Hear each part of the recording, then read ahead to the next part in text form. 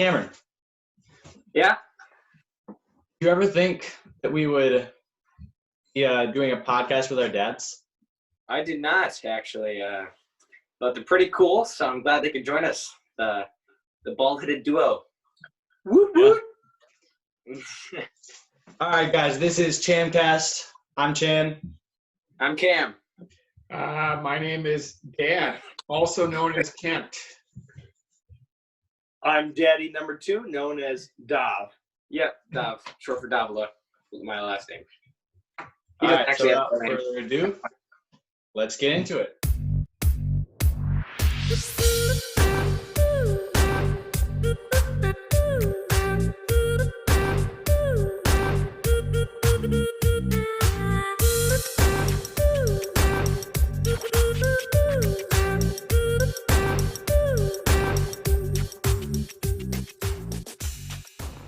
Today, we're going to be discussing the pros and cons of social media. It is a nice subject to talk about considering we're all at home right now, and so a lot of the thoughts that we have go out onto social media. So let's get into it. Chandler, you go first. All right, so first we're going to be talking about the history of media, because 3,000 years ago it wasn't social media. So as I was studying the pros of social media, I kind of went down a rabbit hole or a rabbit trail, and I went back all the way to the beginning with any form of media that they had. So for about 3,000 years or something, from 3000 BC to about like 100 AD. Like the only source of media whatsoever was papyrus. So like it didn't last long. If you get water on it, done. The only way you can send it was like, so you want to send papyrus to one of your friends, how fast can you run, or how fast can your horse run? But then then Pentecost happens around 33, 34 AD, and the gospel is spreading throughout the whole world, throughout the whole Roman Empire. In Romans 1:8, Paul tells the Romans that their faith is being proclaimed throughout the whole world. And then Colossians 1:23, Paul proclaims that the gospel has been preached to all creation under heaven. So like I said, about 100 AD was when they got anything but papyrus. Saying that right? Papyrus. Papyrus sounds like a crazy fruit or something. So in 100 AD, the Chinese created or invented paper.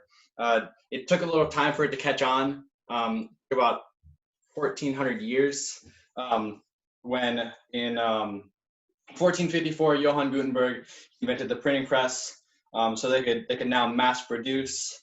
So as soon as they did that, like 95 Theses, the Bible, bang, bang, bang, as like one after the other. But it was a slow process. About 400 years later, Samuel Morse came along. He was a Christian. And side note, he believed A Calvinist. in millennialism. Yeah, he was a Calvinist. So he was an artist, doing work away from home and stuff. When he was gone, his wife fell ill and died.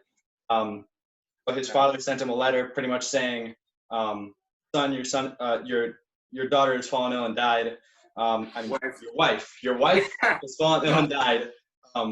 Take this information, finish up your work. Don't bother coming home, because by the time you've gotten home, or by the time you've received this letter, she's already been put in the ground, basically." But he struggled a lot with depression stuff. So he was so broken up about this that he started to talk to people about like how he could send messages faster. So he found out about the telegraph, where electricity could be passed for long distances easily. So he tried to figure out how he could get like data and words and stuff along that line. So in 1837, he invented the telegraph. In 1843, he invented Morse Code. And then in 1844, he sent the first message from Baltimore, where he was at, Washington, D.C., where Congress was.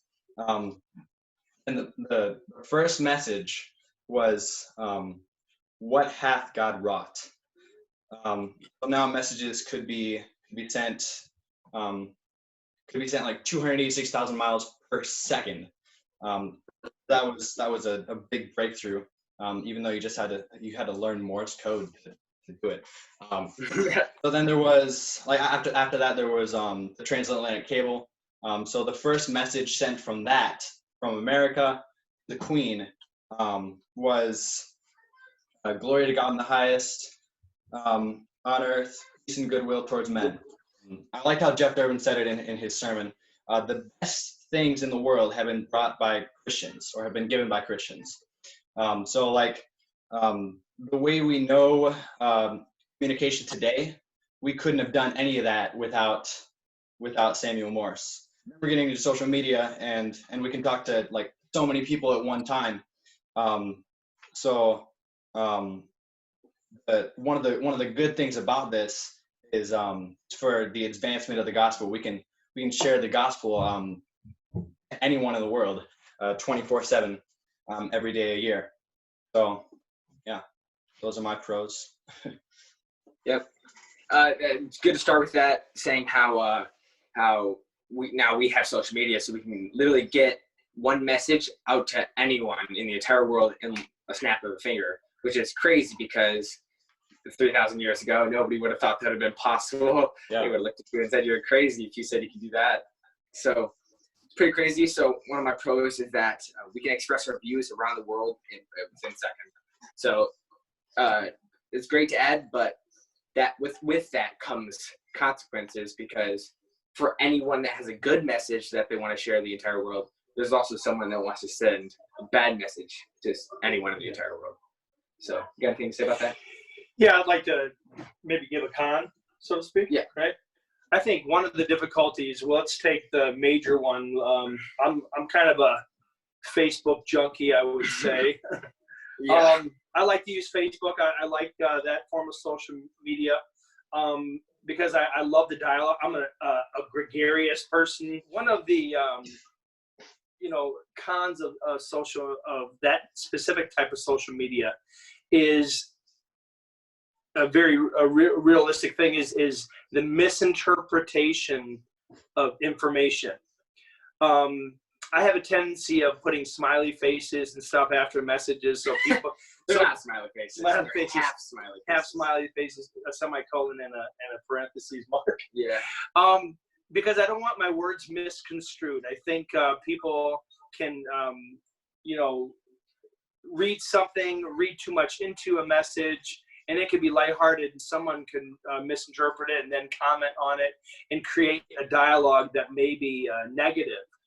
So that's one thing you have to be real careful about in how, not only in what the words that you use, but in how you form your sentences and stuff. You just have to be careful and cognizant of that. So Cognizant, right there. Okay, Chandler. All right.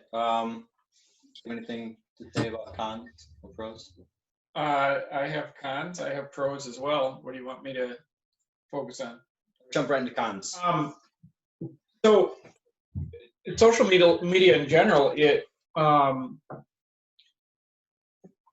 it causes us to kind of live in hyperbole or exaggeration. We're a lot of times we're trying to I think make things look like things are better than what they are, or to make things look really great.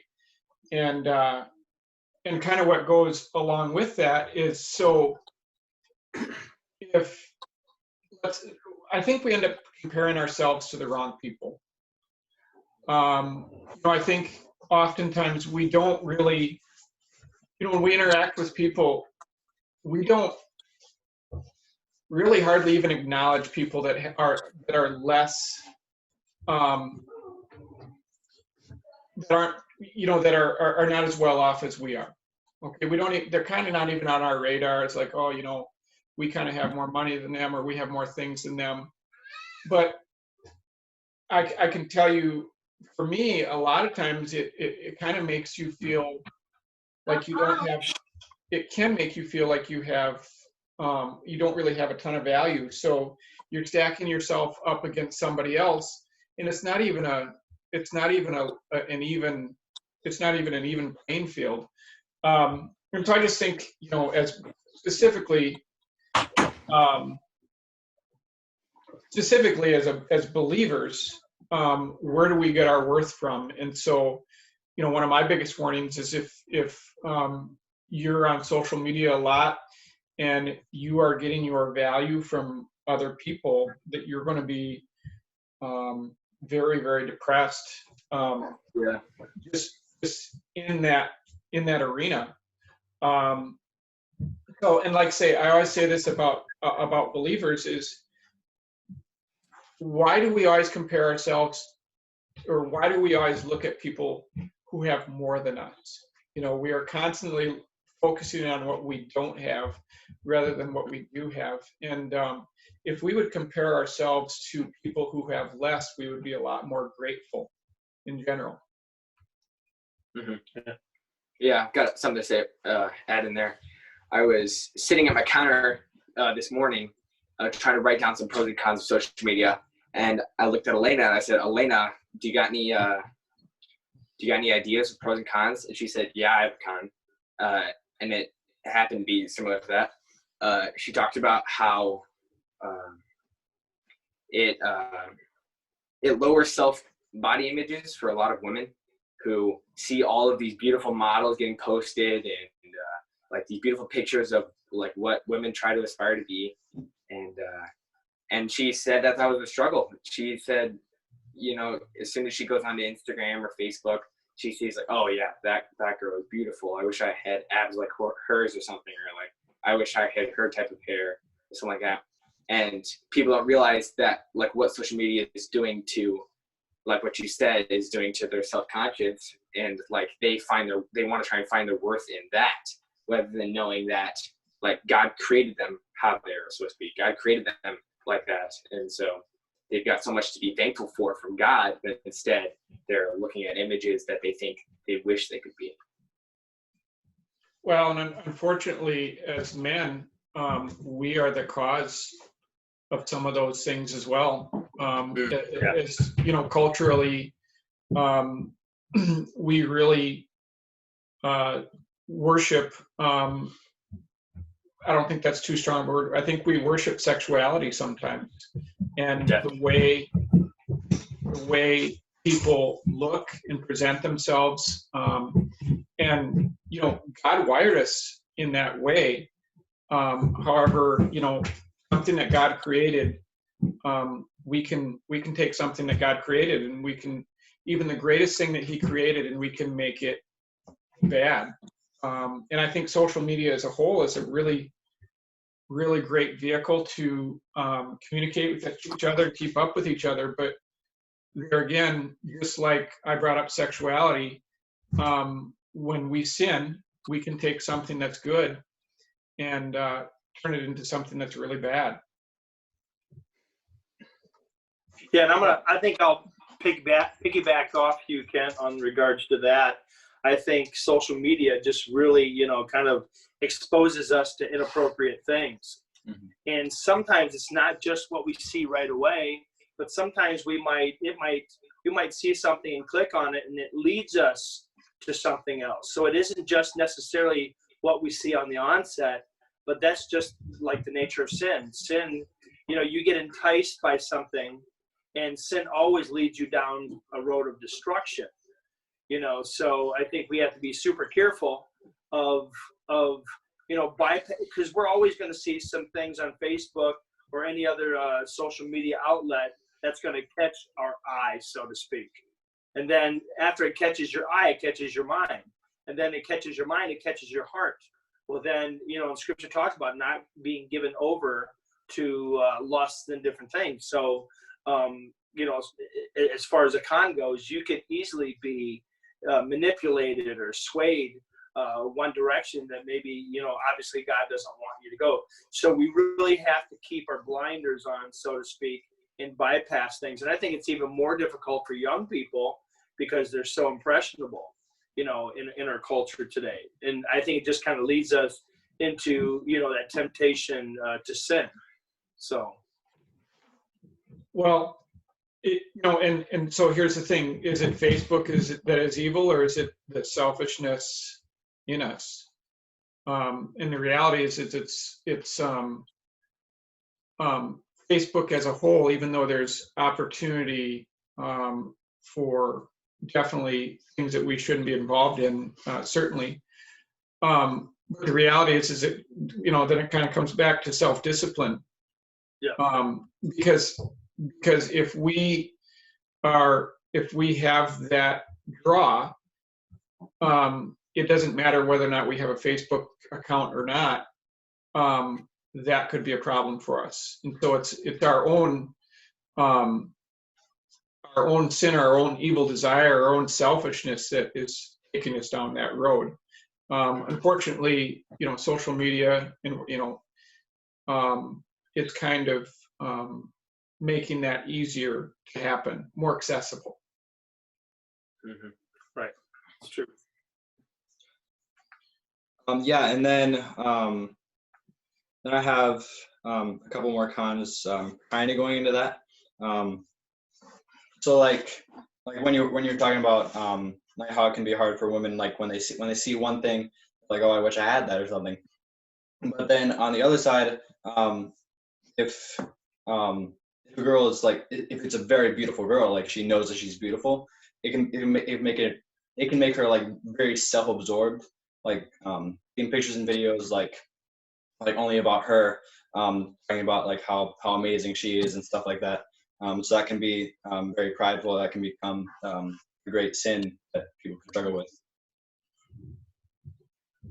Well, I think, like you said, to tie in with that too, is social media really, when you look at it, you know, in depth and as a whole, it's really about image casting. You know, it for lack of a better terminology, just what popped into my head. You know, we as humans like to portray ourselves in such a way that is appealing, you know, whether for good or bad. I mean, let's be honest.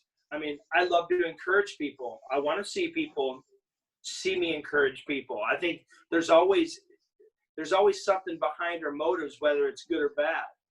You know, and even sometimes in the midst of having what you think is a good and pure motive towards something, sometimes there may be something working behind that isn't so pure. Yeah, even our good deeds are like filthy rags. Yeah, and that's Cameron brings about it.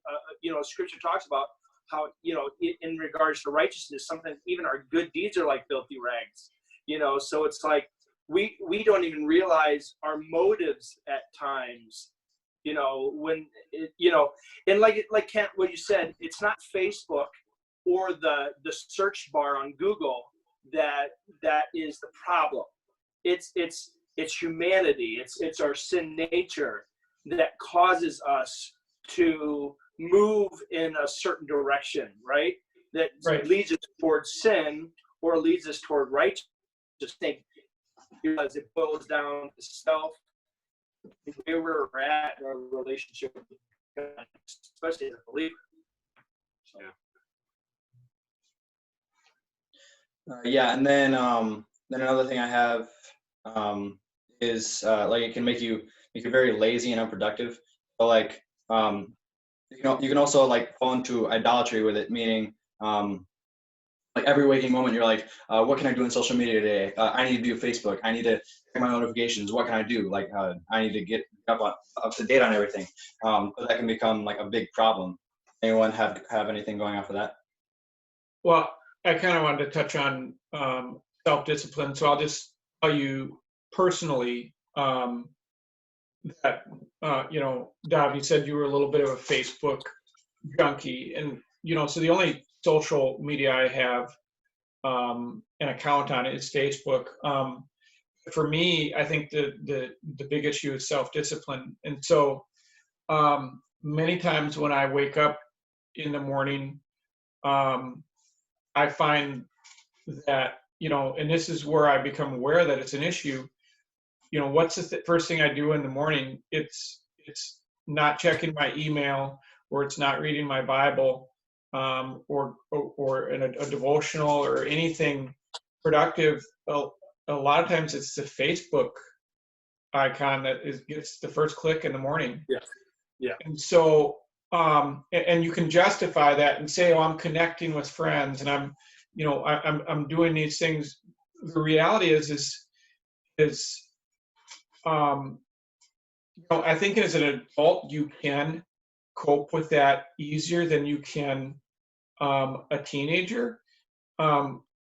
However, I still think it is a definite problem. And for me personally, when I stop and think about, the days where that's the first thing I click on, I think I have my priorities messed up.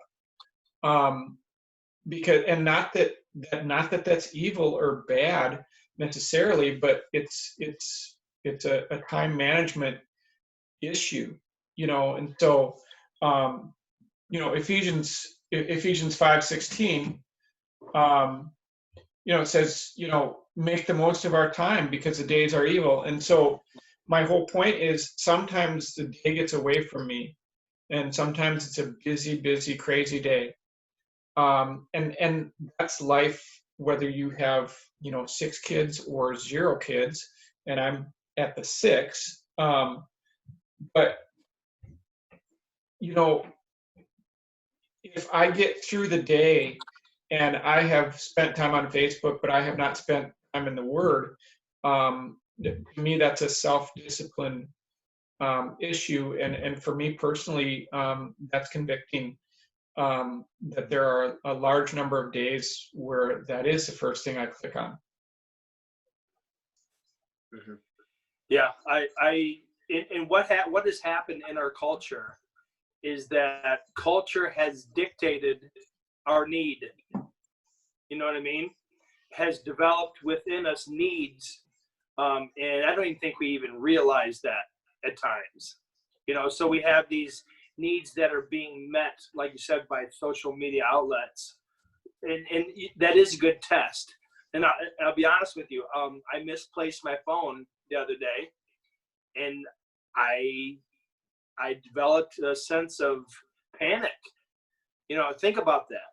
You lose your phone, and you develop a sense of panic, wondering where, because it's like it's the only thing that connects you to the outside world, or to these different sodium, not the salt of the earth, these different media outlets, and you don't realize how much of a need you have developed. You change a want into a need when it really doesn't need to be a need. Mm-hmm. It's just a desire that you have, and you're trying to feed that desire, Right. And so yeah, sometimes it's a good test to lose your phone and some different things, just to bring back a little perspective. Every once in a while, we got to lose it on purpose. It's a good practice for sure. Anything else going off of that kind of? Well, I think we're kind of focusing on cons, and I don't know if that's good or bad. Yeah. I just kind of another con, that, I think it really feeds into our anxiety. And so, like, let's take the COVID-19 deal that's going on. And so, I'll have to be honest. I get some of my news from Facebook, and and I'll also be honest and say that it's not always reliable. And so, but what a time right now where the problem with all the conspiracy theories, and it's impossible to not get into those when if you do look at Facebook as one of your sources for news. But the problem with every conspiracy theory is that every one of them has a slice of truth in it, which makes it, makes your mind be able to, maybe entertain it. And, so it just feeds so much into our anxiety. And, I know one of the big things is like, well, where did COVID-19 come from? And, is it man-made? Is it, where does it come from? And I have to keep coming back to the fact that it doesn't really matter where it came from, because that doesn't change the way I deal with that as a believer. That's really sort of irrelevant, because my hope is not in that where that came from and how that all happened, and so just, but as far as anxiety, we have such a quick news cycle that when things are going rough, I think social media really can be very destructive. In Philippians 4:6, says, be anxious for nothing, but in everything by prayer and supplication with thanksgiving, let your requests be known to God. So how are we treating Facebook? And if it's causing anxiety, we should probably stay off of it, whether it's because of the current situation of, with COVID-19. Going back to what Elena said, she was touching on anxiety that had nothing to do with COVID-19. It was just an anxiety of how she was stacking up, per se. Mhm. And there again, I believe when Philippians 4:6 says, "Don't be anxious." I don't think that's just a suggestion. I think he wants us to put our hope in him and to trust him with whatever is going on in our world, and trust what he's got going on for our life. I just think that we need to regularly evaluate how social media is affecting us personally.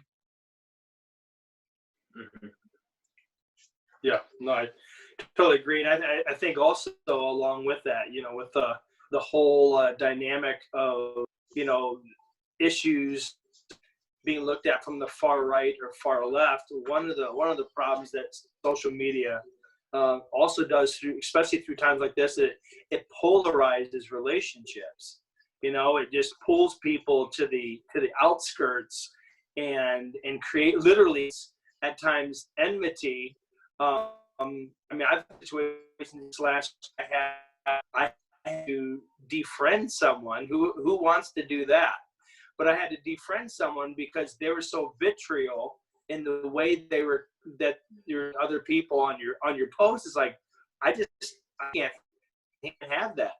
I can't have people treating and name calling people, and at the same respect, you think you're posting something that's reasonable. And then I had someone who friended me. And it was a shock to my senses. So it made me sit back and realize, and look at this whole thing. It's been a good test of, man, where am I really at as a human being? How am I coming across to fellow brothers and sisters, whether Christian or not? How am I appearing to people that see my posts, and how I come across to people, Well, and I'm really hoping that we can be friends on Facebook again. So Yeah, I'm sorry. so it's a little awkward here. Hey, beautiful, brother.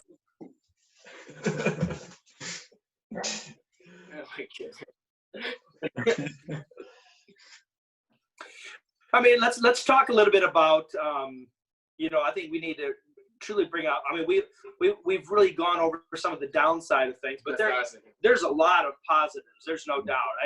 And if anything good can come out of this, as believers, we ought to be about that, right? Yeah. We ought to be as Christians be about.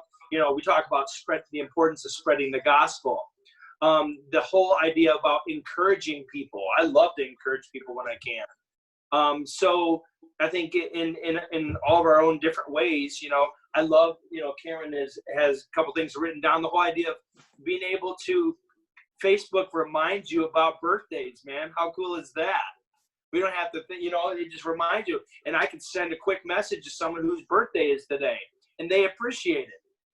That's I love going through a whole list of 45 birthday wishes, on my birthday. It's pretty cool. So there's just a lot of good positive things. I just think we get so caught up in the negative. It's easy to get caught up in the negative. Yeah, and obviously, like even though we're saying like there can be so many bad things about social media, like I'm not going to get rid of Facebook. I'm not going to get rid of the social media platforms that I have, because they can be a really good place to like get in touch with people that I haven't seen in a long time. Get in touch with like everybody, and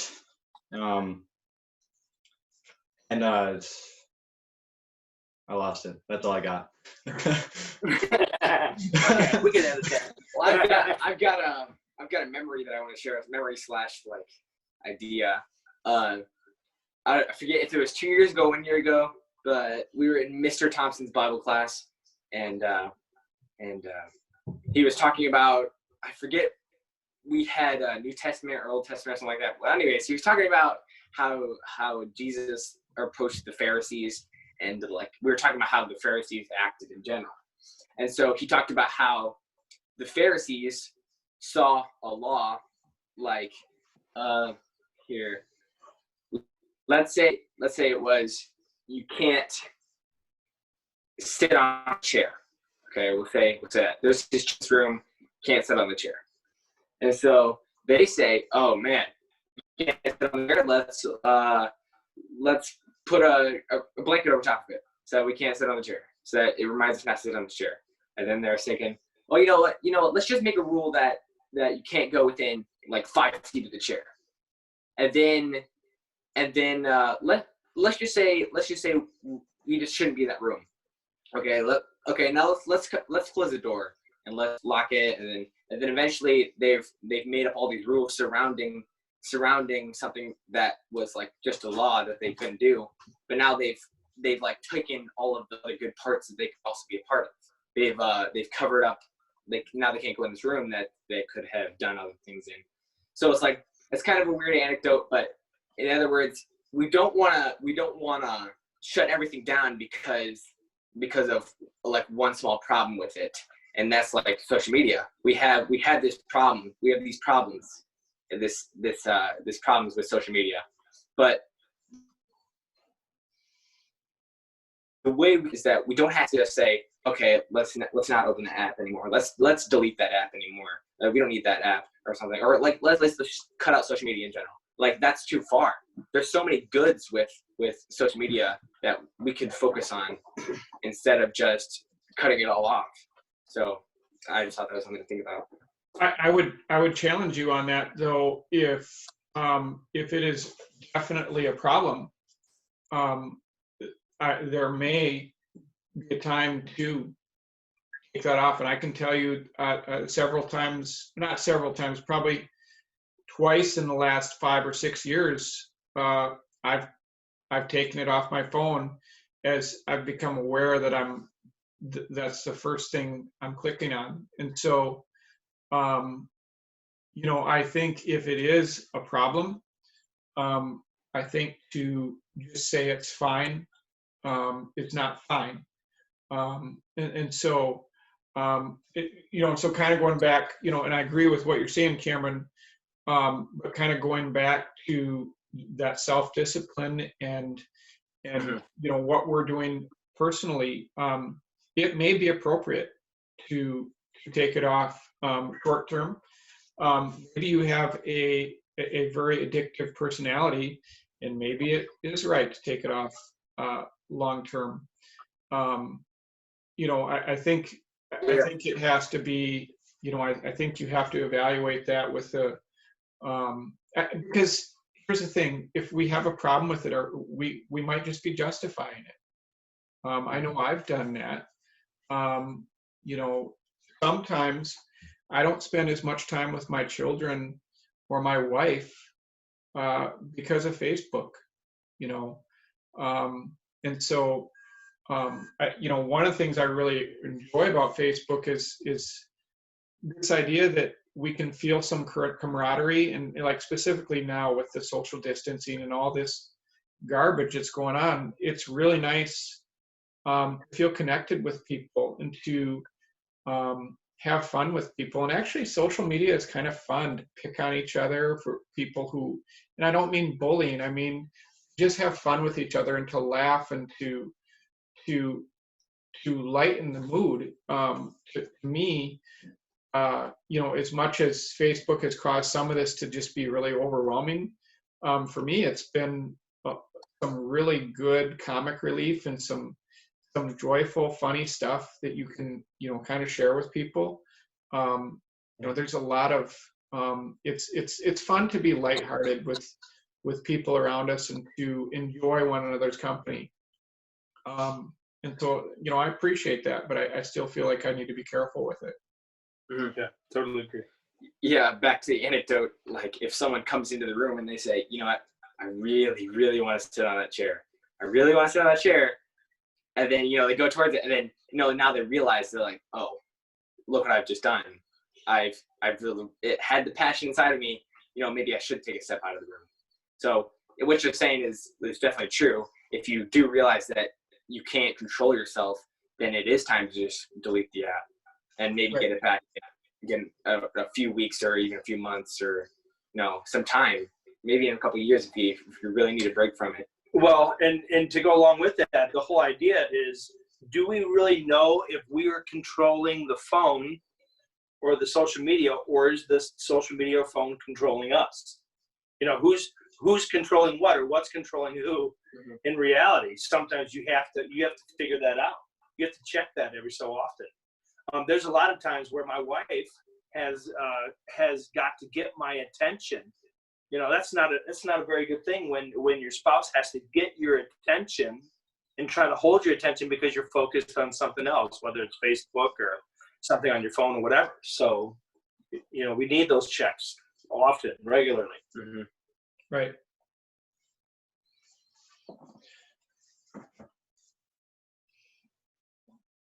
You got something to say, Chandler? No. What you got, Ken?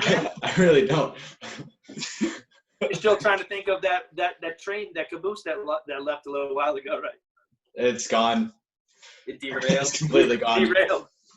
I can talk about the statistics a little bit, like how much time people can spend on social media.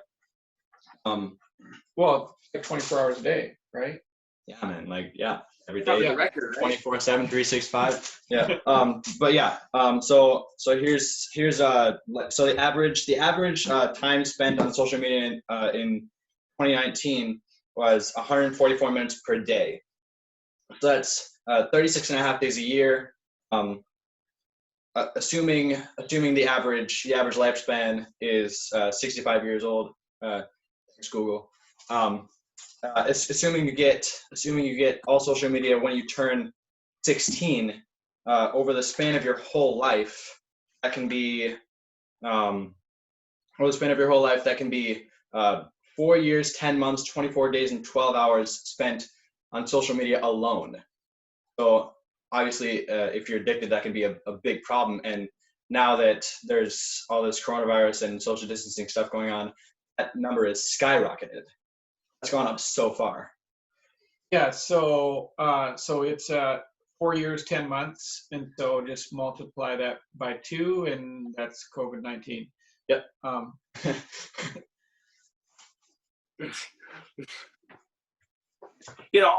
the upside of that too, though, when you think about it, if you're the type of person who's on it, it all depends really on your purpose of your social media account. If I go on my, if I'm connecting with people, there's a difference with going on social media to connect with people, and encourage people and get in healthy discussions. You are communicating with people. There isn't necessarily anything wrong with that. I think because I could easily shut social media off and be so self-absorbed into my own thing, and I lose all relationship time that I can have, with people that I might not have if I have my phone shut off. So I think there, in everything in life, there has to be a healthy balance. And for each person, that healthy balance is something a little bit different. And so each one of us have a different responsibility to our kids, to our spouses, to God, to our friends, in relation to how that fleshes itself out. You know what I mean? Yeah, we have to do everything in moderation. I think that's the end of this podcast. It's been a little bit longer than last time, but that's a good thing because we were talking about a lot of good stuff. So yeah, be ready for the video next week that we're posting about our adventure up in the North Woods, the waterfalls. You get to see him do a couple flips. I do one flip. Cameron goes across a few rapids and stuff. That's pretty intense. Yeah. So yeah. Well, we didn't camp, but it was intense. Yeah. Yeah. That's the end. That's the end of this All right. podcast. Okay. Excellent. Nice chat with you, boys. Yeah. Good discussion. Yeah. Thanks for joining us. Yeah. God bless. ChamCast out.